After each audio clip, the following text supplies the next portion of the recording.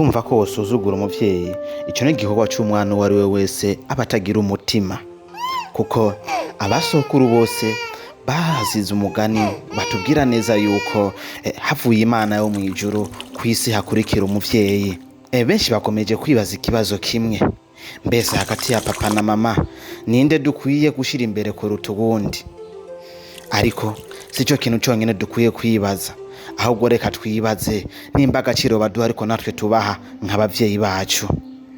Uno munsi nashimye kubasangiza ino nkuru kuko iteye agahinda kandi babaje, ariko kandi nongera nkeza buri muvyeyi wese ahari afata neza umwana wiwe ndetse agakora uko ashoboye kugira ngo abeho neza.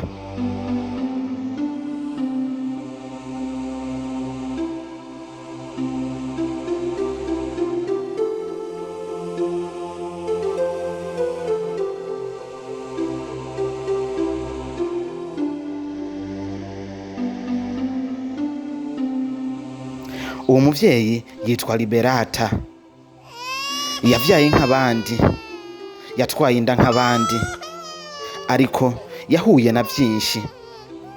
Inyuma yo gutwara inda yibarutse umwana ari mu bwoko bwa Irene. Irene ni ibinyabuzima bivugwa neza n'abasesanguzi b'isi yuko ari ibinyabuzima biba ku wundi mubumbe w'isi. Uwo mwana yapfutse adasanzwe nk'uko tubibona, ariko umuvyeyi aragerageza kugira ngo umwana abeho ndetse azagira amagara meza. Abayeho mu buzima butoroshe, ariko aragwana uko ashoboye kugira ngo amutunge. Inyuma yo kwibaruka, inkuru mbi yamushikiriye ndetse ikababaza ubuzima bwiwe bwose, nuko umushingantahe bari bubakanye yamutaye, akamubwira neza yuko uwo mwana atari gwiwe ndetse atovyara umwana w'igisizi imwe nk'uwo, arondere ishetani bavyaranye. Birateye agahinda, birababaje kumva. Ni ntaho nikora ntaho yari bwishikane. Vyari bigoye cyane kuva mu bitaro kuko ata amafaranga yari afise, ariko Imana yonyene yakoreye mu baturanyi basanzwe baba hamwe, abanyakigongwe bamwe duhora tubona badufashiriza abandi, baramufasha bakora ibishoboka byose bamukura mu bitaro. Liberata ahari hose umwana uwumubonye wese amosoza amutanga gushika hasi bivanye n'ukuntu ameze.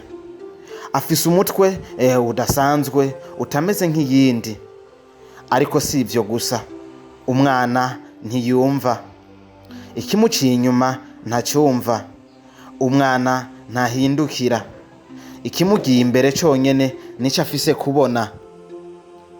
Ubu buzima nta muvyeyi n'umwe yipfutsa kuzobona umwana we yabibayemwo, ariko kandi n'abavyeyi bake bo kwihanganira kubana n'umwana muri bino bintu, mu gihe tuzi neza yuko benshi baniga abakomeye bakura inda z'abatazi icyo bazoba bari muri kazoza. Liberata ntiyabaye nkabo, ntiyataye umwana kuko afise ubumuga, ahubwo yaragwanye. Aho abaye hirya no hino bamubona nk'igicibwa, ndetse uwumugezeho ko wese ararira bivanye n'ubuzima abayemwo. Hano umwe wese ariko ariyumvira ati uyu muntu yoba bahe? Ni mu gihugu cy'u Rwanda, hamwe mu ntara zigize igihugu cy'u Rwanda. Tubona neza yuko ari mu mitumba, mu misozi ya kure cyane ya Kigali. Birababaje kubona inkuru nk'iyi n'umwana nk'uyu abayeho muri buno buzima, ariko aratwiganira neza uko abayeho hirya no hino ndetse n'ukuntu bamufata mu gituranyi.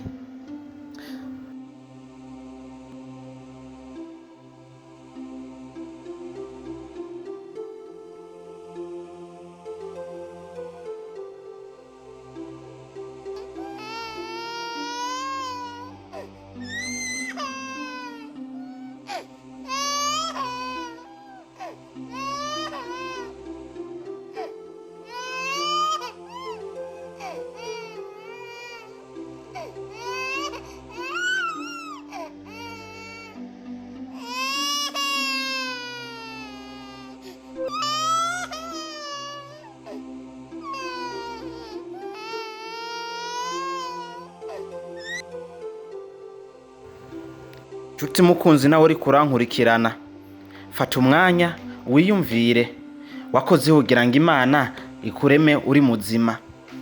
Dukwiye gushima, dushimire umuvyeyi wese ahari yita ku buzima bw'umwana wiwe uko ari kose. Dusengere kandi abatameze neza, kuko nabo sibo bavyirondereye, bavyisanzemwo, niko bahavutse.